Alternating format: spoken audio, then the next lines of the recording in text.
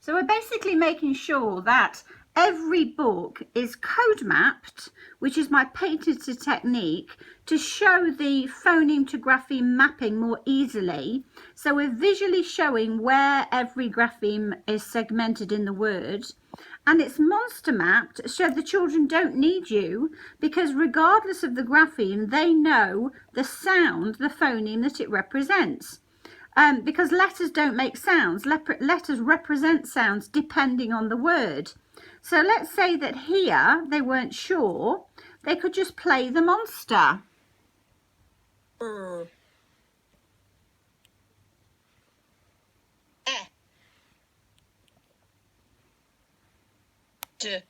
And they've got to blend, and because we go through phase 1, so it's really important that you're teaching phase 1 in the first 3 weeks, first definitely 2 weeks if you're teaching reception, but whatever age, whether they're 3, 4 and 5, it's essential that you start with phase 1 so that they can blend. So all they've got to do then when they start these readers is they can follow the sounds to say the words, follow the monster sounds to say the words, and they've got to blend them. They need the phonemic awareness to blend. So what they'll do is they can either just read the book, so you can cover up the code mapped and monster mapped text.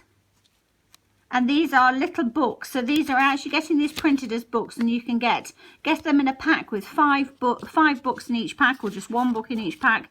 So they can either just read them, or if they need the help, they use the help underneath. But what's really special about this is that they don't need you. They can literally say, I can read without you. It's teacherless teaching. They're not sure what that word is. Yeah, sure, they can guess. They might know the graphemes because of their phonics program, read, but it doesn't matter if they don't, because they can see how many sounds there are, how many phonemes there are, and they can see what the phonemes are because of the monsters. So what's this? Not sure? Haven't seen those graphemes before? If they have, that's fine. They can read them without, they can just cover it up. But if they need the help, so they don't have to do it with you. Now, as you will know, in the beginning stages, so this beginning stages, we put the blue cow because the children will argue so much that it's the blue cow and not the schwa. As they become more proficient and they're sort of more the yellow code level, more aware of the differences between the and the because the schwa is more of a grunty sound, and it's used so often, but when they're isolating speech sounds, that's the problem with phonics, with the isolation of those phonemes, because when you isolate phonemes you tend to add a schwa often, which we try not to obviously, but also you overemphasize it, over articulate it, so the children will go instead of which is more of the sound that you use when you're actually talking. So anyway, I'm teaching children, it's not about right or wrong. Yes, technically it's a schwa. The A here, it's a red ball, so that should be a schwa there. But it's not about that. It's about what the easiest way for children to learn. So here, so if they're checking here, or I can't, let's say they're not sure about those words. Let's say they know that's red, but supposing they were going red, and they're not sure about that. Okay, well, it's not is it? Is red, or ball, a red ball. And those of you who've known SSP for a while, the whole reason that I don't, because yes, you could code map this word BA and then 2 L's together, of course you can. The reason I do this is usually because it makes adults go, hold on, why? And I'll say, well, think of the word talk, T-A-L-K, and it's just helping mainly adults think about different patterns. But yes, obviously it could be BA and double L, and the children can talk about that, but that is the reason that I always code map this word and all like this. It's just really to get adults talking. Anyway, so as I say, they can read it without you. I'm doing this because I need people to be able to learn to read without needing trained teachers. Ideally, we have people there who know what they're doing, but the reality is that most of the reason that I'm doing work with 3 and 4-year-olds, teaching them to read before they start school, is because I don't want them to suffer at the hands of ineffective teaching.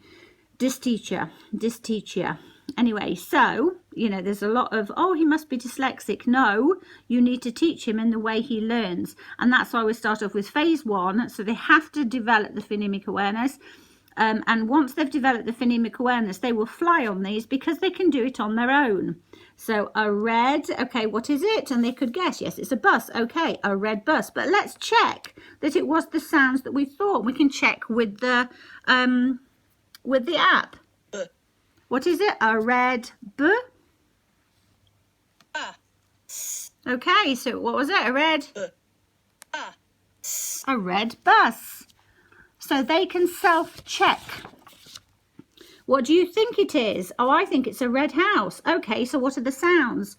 A red house. Okay, so that H must be the representation for the OU must be the representation for the ow, and the SE must be the representation for the S. A red house. You weren't sure? Okay, so check the monsters. House. Let's just check the monsters. Were we right? And then we've got ow. And if you can't remember, have a look at them. The twins. Ow. And then a red house. Now, you could take it even further, or the children could take it even further and go, oh, hold on, have a look at that. When I was looking at the green code level monsters, that's the monster S. And the picture for S that I looked at before was just an S. So I want to look at the spelling clouds, because the spelling clouds show all of the spelling choices for monster S. So they might want to look at it. There's monster S. That's the phonetic symbol. So monster S. So the one that we looked at in the green code level is this one. Like, there's the visual prompt, sip. But look, SE. So we might want to check, is it in there? Yes, it is. It's there. And there's the example house. Look at that. So they might want to look at any ones that they've not seen before. They'll say, oh, I've seen an S, but I haven't seen an SE. Let's check all of the pictures. Is it there? Or they might use their spelling cloud keyring. I've noticed a lot of schools have been ordering this for their book lists for children, which is brilliant, because it means the children don't have to wait for teachers to teach them, or to, whatever. They can have a look at it themselves. So when they have these, which is in the first few weeks of prep, after phase 1, I start these when the children are in the middle of the purple code level.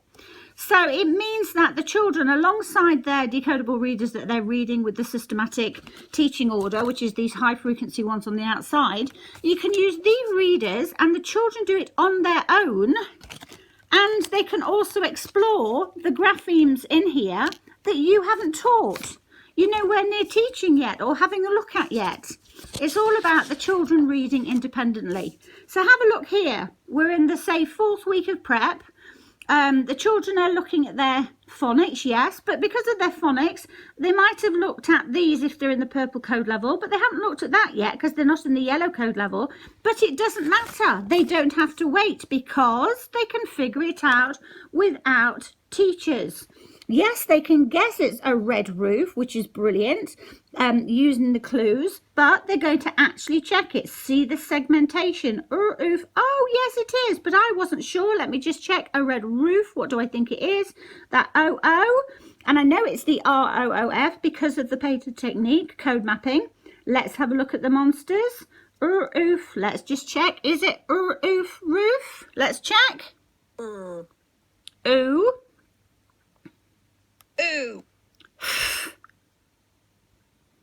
Oops. Where's my monster? There we go. It was red roof. So that's one I've not seen before, and it's in the yellow code level. And I might have a little look at it. And it's so easy to find the spelling cloud because they're not looking at letters, they're looking for monsters. They're looking for the speech sound monsters. Ooh, where's my ooh? On the other side, isn't it? Ooh, oh, ooh, oh. It's not that one, is it? Oh, ooh. And they're the phonetic symbols on the outside. Ooh, there it is. And there's the one that we look at in the yellow code level. There are all the other choices. Boots was the example. And the children do also become familiar with the phonetic symbols. Why? Because they're using the monster mat. So there's our monster mat, which all your children have got their own. Ooh. There's the ooh. And look, there's the phonetic symbol underneath. Ooh. They're not learning these, but they will actually learn. So we're not teaching these. In fact, we're not teaching very much at all, other than because you did phase 1 and the children have got phonemic awareness, they can just get on with discovering the code. So like I said, they don't have to wait. Although the children are going to be going through their code levels explicitly. So here is our explicit teaching order. They don't have to wait to get to here, the yellow code level, to start reading these books. So they're reading their decodable readers that follow this order, but at the same time, and when they get to, they're working at the purple code level, and they're happy. When you're sure their phonemic awareness is good, that's when you can start on these. And like I said, these are literally readers that the children will say, I can read this myself. I can read without you. So let's have a look at this. So, oh, how exciting is this? Look, we saw that OO. We saw that OO. But look, here we've got a red roof, a red door.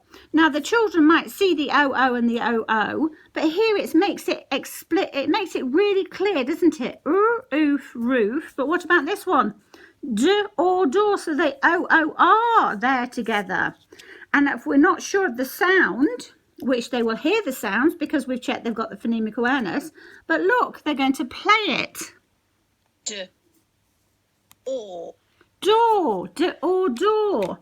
And we're not even going to look at that O-O-R for ages, not until the blue code level when they're exploring. But let's have a look at or. So here's our or. There's or. And there's the phonetic symbol for or. And just let's have a look at or. Let's have a look. It's in the blue code level. Here we go. O-O-R. Can we see it? Yes, we can. Because the ones they're going to learn explicitly in the blue code level are these. So it's not even in there. So this is just a fantastic way to bring everything together. But the main thing is that the children can do it on their own. All they need is that phase 1 phonemic awareness.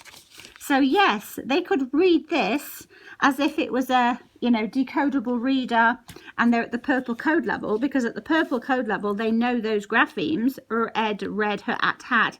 But it doesn't matter because we've code mapped it to show the segmentation and we've monster mapped it.